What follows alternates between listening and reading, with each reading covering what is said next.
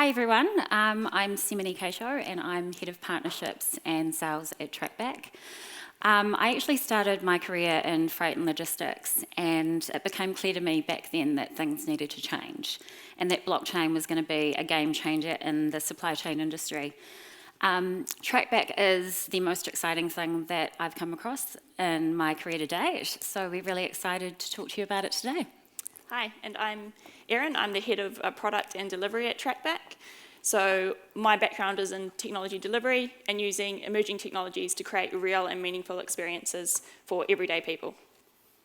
Thanks, Erin. So who here likes going to the farmers markets? Can't really see. But yeah, I really like going to the farmers markets, and for those of you who have been, you'll generally know that it's where you can go and you're surrounded by a whole array of locally produced or sourced products, and they're usually showcased by the proud growers that have actually brought those products to the markets. The cool thing that I like is that you can generally go and speak to the buyer, you can make that connection, and you know that you really are buying organic apples that have been grown up in Matakana. And that's what got us ticking. So how can we create that Sunday market experience and take it in New Zealand and take it to the world? How can we prove provenance of products here in New Zealand, and how can we provide trust to our overseas consumers so that they know what they're buying for is legitimate? And that's kind of where the concept of Trackback was born. A concept which we've kind of coined KYP, or Know Your Product. I mean, everyone's familiar with KYC. It's what companies use to verify who their customers are. Well, we think that consumers should be able to verify what their products are. New Zealand's a really proud country. We're a small country, and our reputation for high quality food is being compromised by foreign operators. Our labels and packaging are being counterfeit, and they're selling their own lesser quality and potentially unsafe products. So what we want to do is remove fake news from New Zealand, from people purchasing premium New Zealand product. Case in point, Dean's example of Manuka honey. What we're aiming to do with Trackback is to take that Sunday market connection, export it globally, and provide New Zealand businesses with a competitive advantage on the world stage. We want to be able to support our local manufacturers, producers and exporters and help them authenticate their claims. So yes, this really is New Zealand Manuka honey. The lamb that I'm eating has been grass-fed on the Canterbury Plains. We want to ensure that New Zealand exporters get the kudos that New Zealand exporters deserve, and we also want to give overseas consumers implicit trust in the products that they're purchasing. What we also want to do is make each product's journey visible. So right from that manufacturer, or when you're at the farmer's market, to logistics and right through to the end customer. And we're going to do that using blockchain, because if there's anything that we can implicitly trust, it's blockchain. So how do we do that? The different elements of technology that we're going to use include IoT. So this, to us, is a biggie. In the traditional world, tracking methods are usually, we usually have barcodes and tracking numbers which manage products throughout the whole supply chain, but those methods are fast becoming outdated, and soon, well, we feel they're going to become redundant. So with IoT, every Trackback product is going to have a unique NFC chip or an RFID tag or QR code, or even if required, a BLE connection, so that any point in time, any manufacturer or consumer can see data like the temperature in which their goods have travelled, how long they've spent in transit, and more importantly, whether a product's been tampered with or not. And this has been a key ingredient in the Assure Quality Food Trust framework that Dean mentioned in his presentation. So the logistics piece, working with our partners at New Zealand Post, New Zealand Trade and Enterprise and Assure Quality, we're going to ensure that every touch point of a product's journey is captured. From that origin through to logistics, third-party warehousing and right through to delivery, we're going to capture it all and we're going to write it to the chain. It'll be immutable, unchangeable, and we know that it's trustworthy. So smart contracts are the key which connects blockchains to the real world, and traditional methods like paper contracts, export documents and custom clearance are becoming archaic. Blockchain and digitisation is going to allow for a huge reduction in admin. We're going to reduce all of those duplicated paperwork systems and do a better job. The benefits of smart contracts can be summarised as providing accuracy, speed, security, and also fostering trust. So the cool thing about decentralised applications is that no one needs to build everything. It allows other parties to participate because it's an open data platform. What we've done is built a decentralised application, and now we're going to show you how easy it is for an international customer to verify their products and follow it through that whole supply chain. Great, Thanks, Sem. I'll now use you as a China postie. So Dean briefly talked about the journey that the blockchain takes from the supplier to the New Zealand Post warehouse, all the way through to the consumer in China. What's happened now is that the consumer has received their package on the doorstep, and they're going to verify whether the products they've received are the same products that were sent out from the New Zealand Post warehouse. So this can be done from any QR code scanner. Chinese consumers may use WeChat. We're going to use Silo because we've tested both and their scanning is much better. Nice. So I can see here I've got a message from Silo that my delivery has arrived. I'm going to scan the package. And I'm going to enter my Alibaba order ID. So this is the ID that you get from Alibaba when you get a confirmation email around that you've ordered a product. We do this because there's kind of a balance between security and convenience. We don't want just anyone scanning the product and seeing it's Manuka honey and taking it for themselves.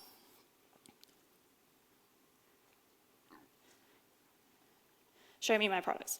So within this order, there should be 3 containers of honey, all of this brand and all of this type. So if we open the box. I need to help me. And we're going to scan each of these containers of honey. 1, 2, 3. And now we're going to verify that these are the same containers that left New Zealand. Yay, we've got real honey. And now we can drill more into the details around what the package contents so we can understand who True Honey are. If True Honey have Assure quality certifications, they could drill in and see those certifications which have been written to the blockchain. They can see more information about the company themselves, and they can see really whatever the company wants to show the customer. Now we can look down into the delivery details. So we can see every point on the chain where the product has been scanned in or scanned out and written to the blockchain. We can also see who's attested to the node and also who's verified this transaction to the node. At this point, we have a closed permissions-based blockchain with 3 different parties operating it. In future, hopefully lots more parties and more openness. It's all a journey. For this example, we have used QR codes, mainly because that's the technology that is in production lines today, and that's what a lot of companies have available. We completely understand that this isn't tamper-proof, so what we'd like to do in future is create crypto seals, which is basically package sealing with NFC chip in the package sealing. So if you break a container, or if somebody opens that container, the connection to the blockchain is broken, and everyone on the chain knows that that product has been tampered with. We'll now go on to having a bit more talk about why we're building Trackback and who we're building it for. Cool, eh? So who are we working for? Suppliers.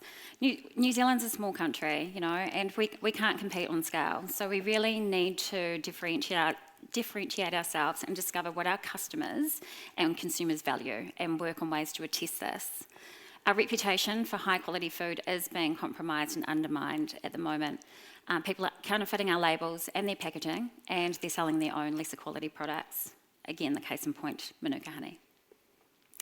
In traditional non-digital worlds, each party in a supply chain has to host their own systems and staff to manage contracts and paperwork. With blockchain and Trackback, this information can be automated and shared safely, and each participant has access to exactly the same ledger records. So when information is updated, it's updated for everyone, which empowers the whole export supply chain to be more responsive to fraud or food safety threats. We want to work for the little guys. So at the moment, most aspects of the supply chain are controlled by big organisations, mainly due to their ability to provide access to new markets, their marketing power, and their large distribution networks. But that means that the little guys are giving away a lot of their profits to these middlemen. So we want to help the little guys, and we want to pave the road and empower them to create more direct business to consumer opportunities through the earning of consumer trust, and then be able to take their own Sunday market analogy to the world. You know, we're kind of lucky in New Zealand, so when we do go and buy something, we can generally guarantee that it is what the package says it is. But a lot of countries overseas aren't so lucky. So Trackback are providing consumers and people like you and me the opportunity to safeguard ourselves and our families and to know that we are buying the quality product that we paid for. But Trackback has the potential to transform not only the food industry, we believe that it has the potential to become a KYP framework for any product. So what's next? So the future. We believe that supply chains are a very traditional type of industry where there's not a lot of trust. We believe there's huge potential to transform quite quickly, and that the transformation has already begun. So different areas where we see transformation happening. So vertical expansion. Both Dean and us have talked a lot today about food provenance. Anything that is built for food can be used, any chain that is built for food can be used for other products. We're guaranteeing authenticity or provenance is important. Areas like pharmaceuticals, medical, construction, fashion, and even less tangible items such as licensing or IP, where it's really important to track back where that provenance has come from. Eventually, everything from your Nurofen to your self-shredding Banksy might be on the blockchain. Trade finance. So trade finance is another very paper-based process. We're really excited to be working with ANZ on a trade finance piece. So basically, what happens at the moment is that e-commerce providers, once an order's been placed and once the product's been delivered to the customer, they then sit on that money for about 45 days plus.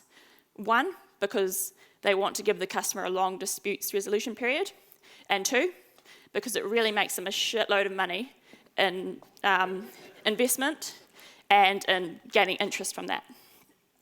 So what we're going to do is that once Trackback has verified that a product has arrived to the customer, us and ANZ are going to automate the payment of 75% of those funds to the small suppliers. This is huge. Cash flow is a huge problem for small businesses, and cash flow is the major reason why small businesses fail. Once the 45-day period is passed, or whatever that length is, the rest of the money will be passed through to the supplier. So this is just one way that we think we can help the little guys. End-to-end decentralized e-commerce solutions. It's a big title. It basically just means better shopping experiences. We're all moving to spending more and more money through e-commerce. The problem, well, not the problem with that, but one of the challenges with that is that e-commerce platforms today get a lot of your information. They store a lot of things about your identity, they store your browsing habits, and they store your payment information. Can you trust them? Are they going, is their site going to be hacked? Or are they going to use your data for things that you don't expect and you don't like? So on the customer side, we can provide that decentralized shopping experience. On the back end, what we can also provide suppliers is the ability to have a consumer-facing shopfront with a logistics process tied in the back end, all blockchained, providing heaps of automation for them, reducing the amount of middlemen that they have to go through, and ultimately giving them more time to do what they do best, whether it's producing honey, or going fishing, or doing dishes, or one of a million other things that is better than doing redundant paperwork. Cold chain advanced IoT solutions. So this is really another area of vertical expansion. Through IoT, we can constantly monitor the temperature of goods as they go through the supply chain. So areas like fisheries can constantly prove that their product, when it arrives to the restaurant or wherever it's going, has been kept at a temperature that means that the product is still safe to eat or consume. This is also important in medical industries for things like transferring blood or organs or a number of other things. The last one is B2B2C through FTZ. It's a lot of letters, but it's really important for New Zealand. No matter how advanced we become technically, we can't pick up New Zealand and move it closer to our trading partners.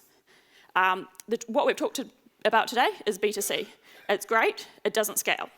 So what B2B2C does is that we create free trade zone land in our trading partners' borders. So maybe we have a free trade zone in China. What we can do then is blockchain products and blockchain shipping containers to move to these free trade zones and be stored there. The products are broken down and placed in a warehouse, similar to how the New Zealand post process works today, but just overseas.